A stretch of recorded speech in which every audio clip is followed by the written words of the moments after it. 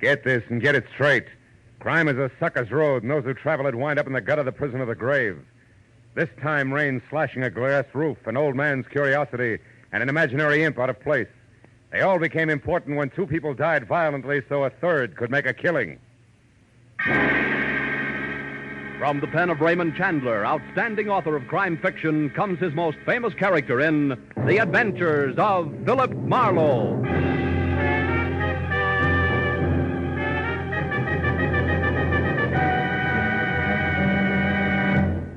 Now, with Gerald Moore, starred as Philip Marlowe, we bring you tonight's exciting story, The Fatted Calf.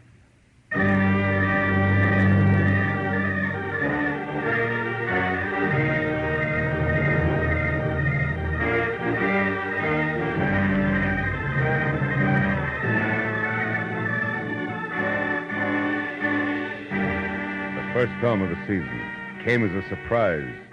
It always does in L.A., where somehow or other people are never ready for it. It's funny in a town where people are ready for anything. Where every year the opening slash of lightning stands nerves on edge and cracks composure like it was so much Dresden china. And by 5 o'clock in an afternoon of driving rain and thick gray sky, I was no exception. I wasn't helped any by the arrival of a special delivery letter. A $100 bill enclosed which dragged me out of my suddenly cozy office, into my car and over to Studio City in the San Fernando Valley, where, according to the letter, Junius Poppy, the veteran cartoonist and creator of the impish Peter Pageant comic strip, wanted to see me at once. But as I wound up the spiral of macadam called Sunswept Drive toward number 3840, I forgot about the storm around me and wondered instead about the man I was going to meet. Wondered just how many parts Pixie, the originator of the half-leprechaun, half-very funny human being who tickled the nation's satiric funny bone daily from coast to coast was going to be. And when I was parked in front of the place, which was a few million raindrops bouncing off a roof that was all glass, out of my car and going to the front door, I had made up my mind. Junius Poppy had to be small, slight, delicate, and maybe self-effacing, but certainly pleasant. Mr. Marlowe? How wrong can I be? Huh? Oh, Mr. Poppy. Yes, of course. Come in. You're getting wet. Follow me. But don't touch anything. You're soaked. Junius Poppy was tall, heavy-set, gruff, and a crab. I dripped little puddles of water behind him through a long hall into a studio, which was a half a dozen easels under twice as many fluorescent lights, and a litter of Peter Pageant drawings everywhere. Then, while Mr. Poppy did not offer me drink, cigarette, or even chair, I became resourceful. I took off my own coat, dropped it in a corner where it sloshed into a disgruntled heap, and I defiantly lit a cigarette and started to... Please, I despise tobacco. Oh, excuse me. Now, first, Mr. Marlowe, a few facts. I've been drawing Peter Pageant for 27 years, but unlike most of the syndicated cartoonists, I employ no staff. We use no material, allow nothing to be published that I haven't created personally, down to the last stroke of the pen. However, I do have an assistant who serves two purposes. One, he inks in the balloons. What? The circle is where the words go. Oh. And two, and more important, he watches me work daily so that when I'm gone, yes, even cartoonists die, you know, Peter Pageant will continue uninterrupted. My assistant is named Sid Kagan, and he, to be more exact, his wife, Louise, is the reason I'm hiring you. Twice I And so opened now my listen mouth carefully. to ask a question, but Kagan twice is he a waved the capable question man, aside. He's earnest. So liking him less by the minute, I He's listened to him tell me what for the past And week he's Kagan had been. First preoccupied, then upset, and finally rebellious. Poppy, a bachelor who didn't want to lose a good man because of anything as trivial as a marital problem, had investigated and learned that Louise Kagan had spent a week in San Francisco recently. But he hadn't learned any more because an appointment he had made with her to talk it all over, since the sleuthing was not subtle, It was hadn't the day quite before come off. yesterday, Marlowe. We were to meet at a cocktail lounge. I was early, and so I saw her come in and sit down. She's the type of tall brunette you don't miss. I was about to start toward her when she suddenly leaped from her table and hurried out of the place. For no reason? Please don't interrupt me, Marlowe. Of course she had a reason. She was frightened at the sight of a man approaching her. Oh, he was very ugly. Patent leather hair, sallow complexion, eyes that belonged on a hawk. He followed her out, but she got away from him. And then he disappeared, too. Louise hasn't called you since to explain? Until late last night, no. And then she apologized and lied about why she didn't show up. Forgot, she said. Casual-like, huh? Overly casual-like, Mr. Manor. Please don't touch those drawings. Oh, I'm sorry. Yes, now. We made another appointment for 6:30 tonight at a different place. An artist hangout called the Talisman on Lancashire. This time, Marlowe, I want you to go in my place. Perhaps my approach is too mechanical. There's just a chance. Now, Mr. Poppy, a few questions. First, the Kagan's home address. 717 Magnolia Boulevard. 717. And Kagan himself, he's still working for you regularly? Yes, although he called this morning, said he was sick. Now, please, ask your questions quickly. I must return to my work. Peter Paget's schedule, 4 frames a day, hasn't been interrupted in 27 years. Oh, here, this might interest you. Here, take a look at this. The last frame has a lot of detail. Yeah, it has. Peter addressing the U.S. Senate, huh? Cute. You always work in pencil and ink in later? Yes, that's right. Now, anything else? Yeah, there is, Mr. Poppy. The whole business. Kagan's problem, I mean. If it's only a case of a gal not being true to a guy, I quit, and you get your dough back. I graduated from the over-the-transom class. Louise Kagan is not the kind of girl who plays around. I know. What makes you so sure? Well, for one thing, an example. Maynard Roper. Who? Maynard Roper. He's an agent for Empire Features, the syndicate that handles my work. And though extremely handsome and what the ladies would call smooth, he got no place being, should I say, attentive to Louise. I could tell, I observed. Now, satisfied? For the moment, I can still play that Roper just wasn't her type. I'll call you later, Mr. Poppy. Goodbye. And don't bother showing me out. I can find the way myself.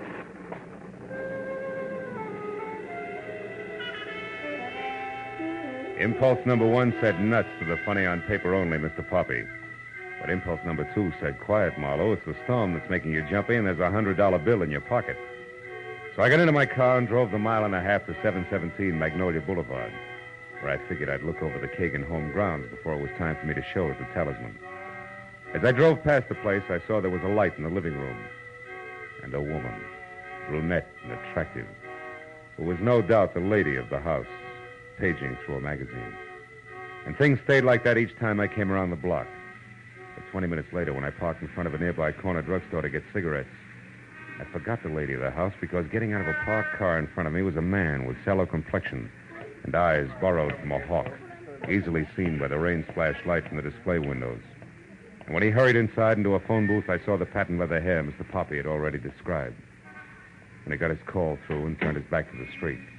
I moved quickly to his car, opened the front door, struck a match, and read the name and address on the owner's card strapped around the steering wheel. It was Bert Slack, 200 Central Avenue, San Francisco, California. The city in which Louise Kagan had recently chosen to spend a week.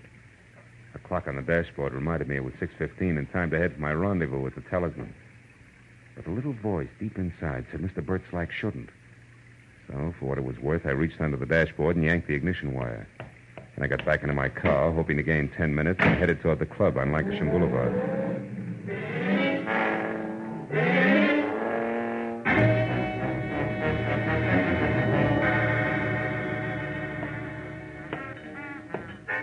Scotch and soda, sir? Keep the rain from soaking all the way through, you know. Yeah, all right. Another scotch and soda. Hey, wait a minute. That lady there, the one in the blue cape that just came in? Oh, yes. Ask her to come over to Mr. Poppy's table, will you? We'll order then. All right, sir, in a jiffy. Keep the rain from soaking all the way through. Isn't that awful? Sir, I'm awfully sorry I'm late, Junior. Oh, excuse me. Waiter, you've made a mistake. No, Mrs. Kagan. The mistake was What? mine on purpose. You wouldn't have known me by name. Which is what? Philip Marlowe. I'm a friend of Junius's. He was tied up with his work tonight and asked me to keep this date for him. Like a drink? No, thanks. I haven't got the time. But why didn't Junius call me or leave a message here? I don't know. Perhaps he forgot or... Perhaps you're a liar. Perhaps he called my place after I left, then called here. Waiter. Yes, ma'am? Will you please check with the captain and see if anyone left a message for Mrs. Kagan, please? Yes, ma'am. And on your way back, 2 scotch and sodas, huh? Yes. Now, just a minute, Mr. Marlowe. I've already said no. As long as we're playing things back, you already said I was a liar. Why? Because Junius told me that my meeting with him would be personal. And since he's gone far enough out of his way to even call me on the telephone about it, it must also be important to him. It is. As important to him as, say, San Francisco is to you. So you're not really a friend of Junius Poppy? Not buddy-buddy, no. But I am a friend of Bert Slack's. You know Slack? Yeah. Now, why don't you sit down, Louise? Our drinks are coming. Well, here we are. 2 scotches and sodas. Just the thing to keep the rain... Oh. I already said that once, didn't I? Yes, you did. Yeah, well, 2 scotches and sodas, just like you ordered. Oh, and no message for you, Mrs. Kagan. Thank you. Mr. Marlowe, you know about San Francisco, you know about Bert Slack, and somehow or other you know I was supposed to meet Junius Poppy here, and he couldn't make it. So why don't you just sit here and think it out all by yourself, huh? I'm going. Come back here. Let go of my arm. When I'm ready, gentle lady. Which might be right now, don't you think? Oh, Maynard, thank heaven you're here. I usually am, Louise. Well, my good man, have you reached a decision? About the young lady's arm, I mean. Let go. Maynard, please see that he doesn't follow me. It'll be a pleasure, Louise. What are we drinking, Mr. Marlowe. Scotch and soda. Wonder what keeps that from soaking through. Maynard Roper, the handsome syndicate agent Junius Poppy had tagged very smooth, was also very snide. When he slid into the booth next to me and we each had a fresh drink while Louise Kagan put distance between us, I knew that the urge I had to punch him in his finely chiseled Grecian nose could not be blamed on the stormy weather. It would be just as much fun on a sunny day. And a couple of minutes later, when he got up, flashed, glistening uppers and lowers at me, and started to leave with a worse than snide, "Bye-bye, boy." I had to hold on tight. Somewhere along the line, I slipped. "Hey, Roper, you forgot something." Oh? No, what is it? This. Lothario. Also, you didn't thank me for your drink. It was rude of you. Bye-bye, boy.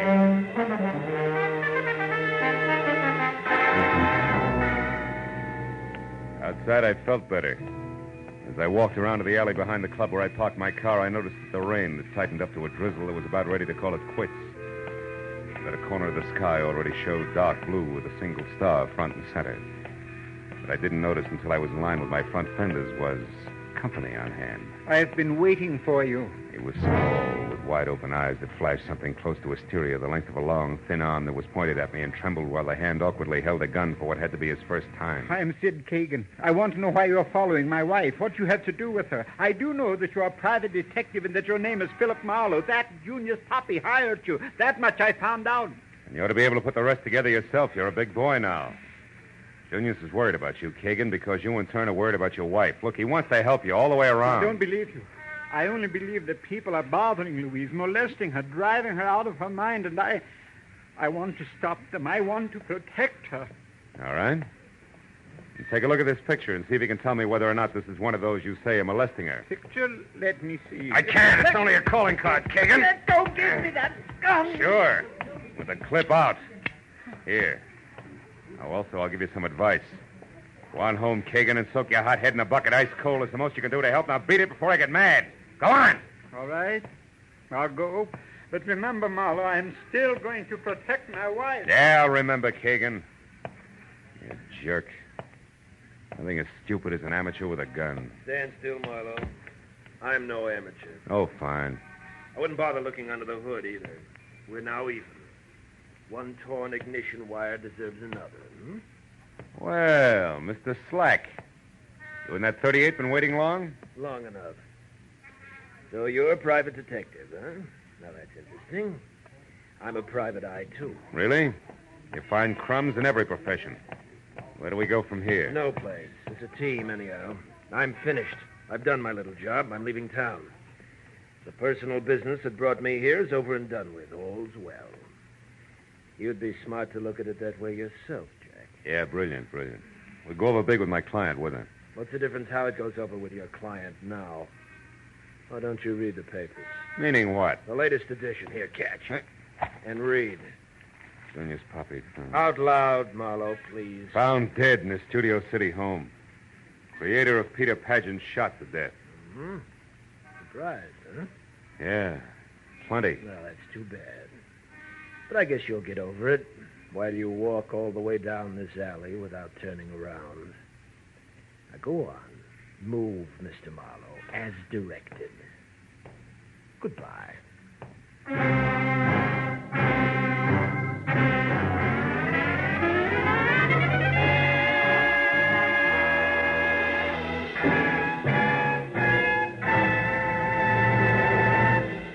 In a moment, the second act of Philip Marlowe. But first, you'll say, where is the time gone? When you listen to Club 15, the great quarter-hour show of melody, song, and patter starring Dick Hames with the Andrews sisters, Evelyn Knight and the Modernaires. You'll like singing host Dick Hames. You'll like song stars Evelyn Knight and the Andrews sisters. In fact, you'll like everything about Club 15. Listen every weekday evening over most of these same CBS stations. Tune in this fall for the show that you love best of all. Listen carefully, here's the address. It's CBS. Now, with our star, Gerald Moore, we return to the second act of Philip Marlowe and tonight's story, The Fatted Calf.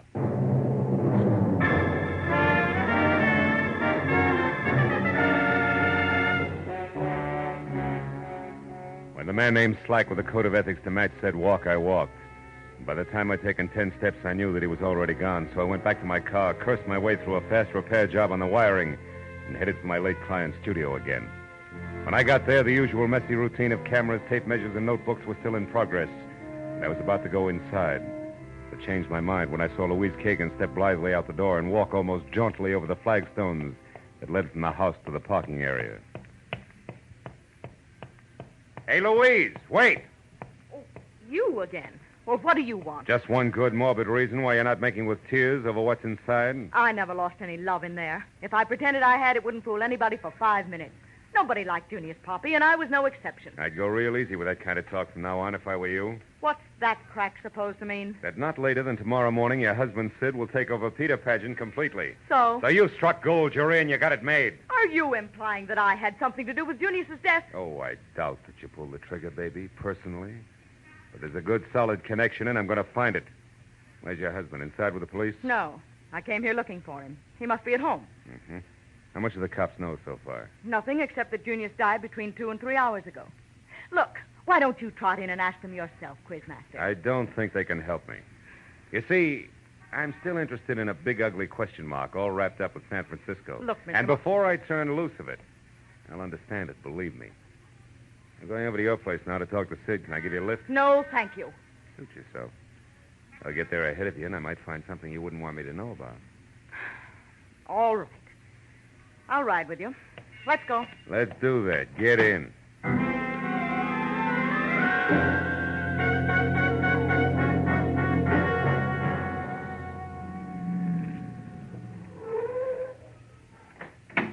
Thanks so much for the ride. You know, I wouldn't have enjoyed it a bit more in a hearse. You can drop the acid routine, Louise. I got a thick skin. Let's go inside. Now, look, Marlowe. Sid isn't home. I can see from here the lights are out. Only proves somebody turned a switch. Come on, open up. All right. Come on. That's better. And since you're making yourself so at home, you might as well make yourself a drink. Hey, it's a good idea. Nice little bar you got here, honey. Always easier to talk with a drink in your... Hey, Louise, these papers on the table. Ever seen them before? What are they? Contracts, I'd say. Yeah, all filled out. Just waiting for Kagan's signature. So your husband is now a full-fledged, big-time cartoonist. What do you know? Pretty fast work, huh? Just what do you... Creator of Peter Pageant's been dead not more than 3 hours, and already his successor's contracts are drawn up. No wonder Junius was bitter. Maynard Ropert had those drawn up beforehand, just in case. Yeah, just in case somebody's patience ran out. Could be your husband's. I want to talk to him. You're out of your mind. He's been here, baby, and not long ago either. Here's his trench coat on the chair. What? Maybe he left again and maybe he didn't. Now, you take a look through the rest of the house, and if you find him, tell him to come on out. There's still time to talk. Well, go on. She gave me a glare that said she'd like to run my head through a garbage disposal unit and walk past me into the hall. As I held the trench coat, I saw an interesting smudge on the elbow of the right sleeve. It was an imprint of the little cartoon character, Peter Pageant, in the exact pose I'd seen earlier. Peter Pageant addressing the United States Senate. It could only mean one thing. The right sleeve of the coat I was holding had been jammed down into wet ink on Junius Poppy's drawing board shortly after I'd left his studio tonight. I was still looking at the coat when Louise came back. She started to say something, but the doorbell interrupted and kept on interrupting, and finally, she walked over and answered it. It was Bert Slack, the man from San Francisco. His face, green and waxy, would have worn the same look if he'd been falling out of a 10-story window and knew he couldn't hold on. He gripped the door casing with both hands, like a slow-motion fireman sliding down a pole. Suddenly, he jerked up one hand and pointed at Louise. He turned his eyes at me and tried to speak. Then he took 5 sliding, stumbling steps into the room and pitched headlong to the floor. The handle of a knife, ringed by a patch of drying blood, stuck out of his back between his shoulder blades. Sid, you Sid? couldn't have... You think Sid did it? Why, Louise? What's the reason? No, I didn't mean that. Oh, get away, get out of here. Not yet. Slack was a chief private eye from San Francisco, and you just got back from there. What happened up there, Louise? Why do you think your husband had to kill this guy? No, I won't tell you. I don't know anything. Oh, leave me alone. Get All right. Get hold of yourself. You're hysterical. Now listen to me. Where does Roper live? Come on. Maynard Roper, his address. 94 Addison Avenue. Why? Because your husband might be there, and I want to talk to him now more than ever. You're on your own, baby. Get good and hysterical if you want to. I'll see you.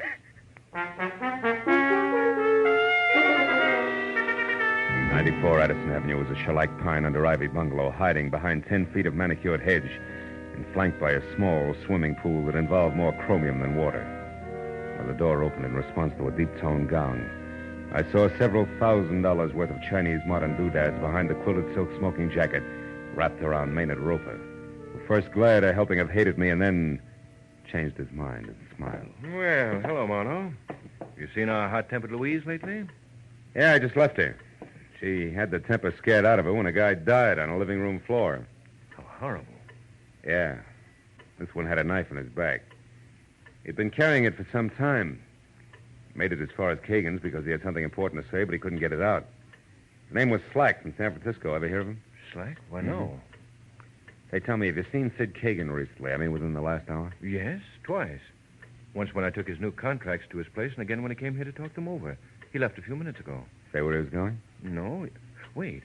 He did say he intended to stop at a drugstore. He had a headache. Which drugstore? Well, the one down the street about a block. Mm-hmm. Oh, but look, Marlowe, surely you don't really believe that Sid killed this man? He had a motive. Do you realize what you're saying? What have you got to go on, actually? A slip his wife made, and a Peter Pageant that turned up out of place. Oh, Louise was no doubt hysterical. Under those circumstances, I'd be, too. And as for Peter Pageant, don't forget that Sid's been practicing him for 6 years. He probably combs Peter Pageant's out of his hair at night. Not this one. It was on a trench coat sleeve.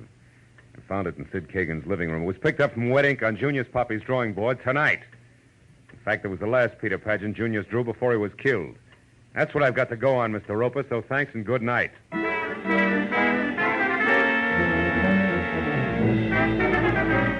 I got in my car and drove fast till I found the drugstore and then pulled up across the street from the place and watched. A cab was waiting out in front.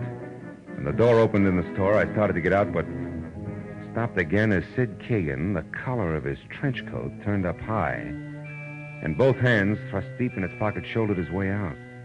Got in a cab and drove away. I sat there for a few minutes until the crazy logic of the crazy pattern finally sank in. And I turned and drove back toward 94 Addison.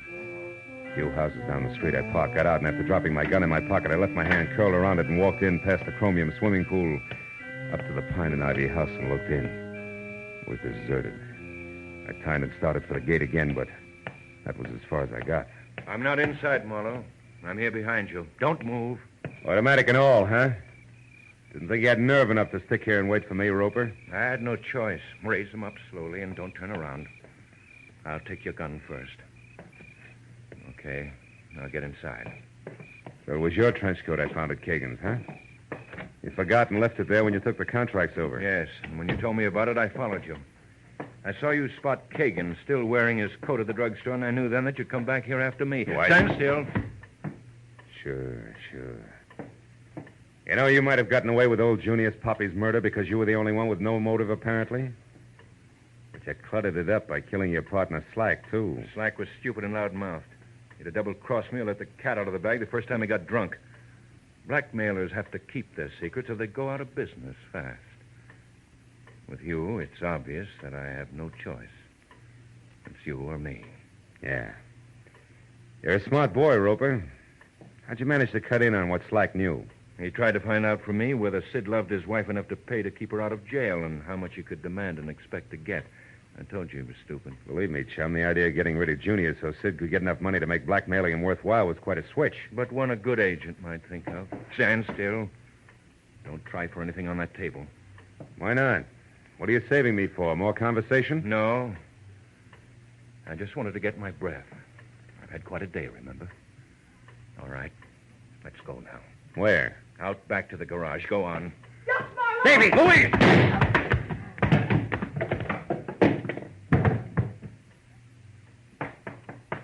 Marlowe, is he dead?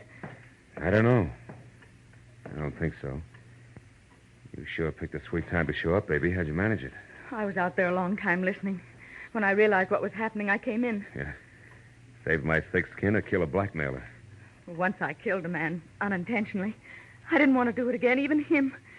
But tonight, when I thought Sid had stabbed Bert Slack because of it, I couldn't stand it any longer. I came over to find you and turned myself in. The big question mark on San Francisco? Oh, there was a brawl. I got mixed up in it. A man had a gun, and in the struggle, it went off and killed him. I was scared silly. I ran away, but Slack had seen the whole thing. He even got the gun with my fingerprints all over it. And... Well, that's that. Let's go, Marlowe. Yeah. Okay, baby. Let's go.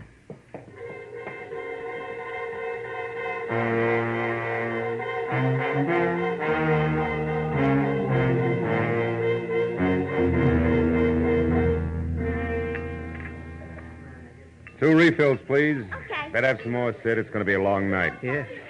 I still can't get it through my head that this has happened, Marlowe. I can't realize it.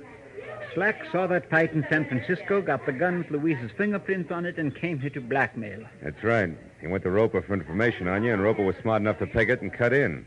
Killed Junior, so you'd get more money by taking over the strip, and then... And then he and Slack began to fight between themselves, and Maynard killed him, too. Mm-hmm. How can there be people like that? Same way there can be rattlesnakes, black widow spiders, and cancer. Marlowe, what is going to happen to Louise? I don't know, Sid. Oh, But she's got something now she didn't have before. what is that? You. You loved her all the time. But she didn't know what that meant. She does now. Look, she might be finished with the police. Maybe you better go over, huh? Yes, I guess I'd better. Good night, Phil. And thank you. So long, Sid.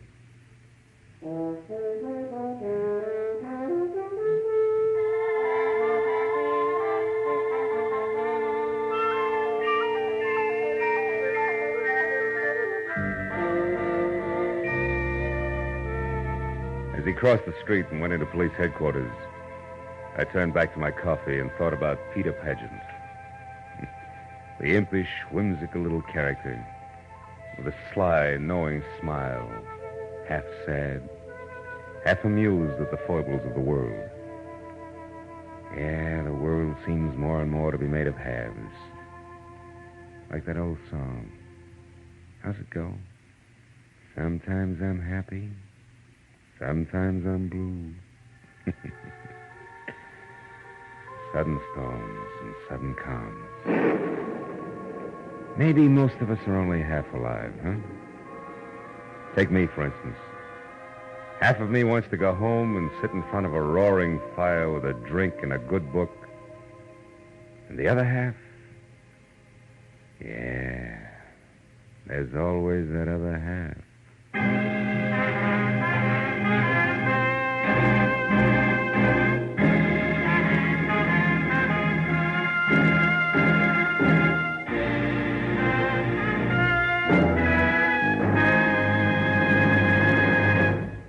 The Adventures of Philip Marlowe, bringing you Raymond Chandler's most famous character and crime's most deadly enemy, star Gerald Moore, and are produced and directed by Norman McDonnell. Script is by Mel Donnelly, Robert Mitchell, and Gene Levitt. Featured in the cast were Vivi Janis, Howard McNear, Parley Bear, Bill Johnstone, and David Ellis. The special music is composed and conducted by Richard Orant. Be sure and be with us next week when Philip Marlowe says... It started with a wreck and went from there to double murder over $75,000 worth of glitter that nobody got in the end. Because I found out just in time what was fishy about the tale of the mermaid.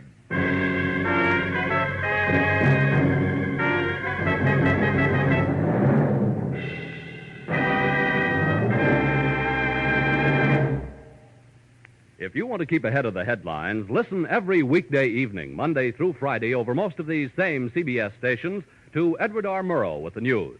Mr. Murrow is radio's most distinguished reporter. His informal but informed manner of presenting the news has earned him more awards than any other newscaster on the air. This is Paul Masterson speaking. Now stay tuned for Gangbusters, which follows immediately over most of these same CBS stations. This is CBS, the Columbia Broadcasting System.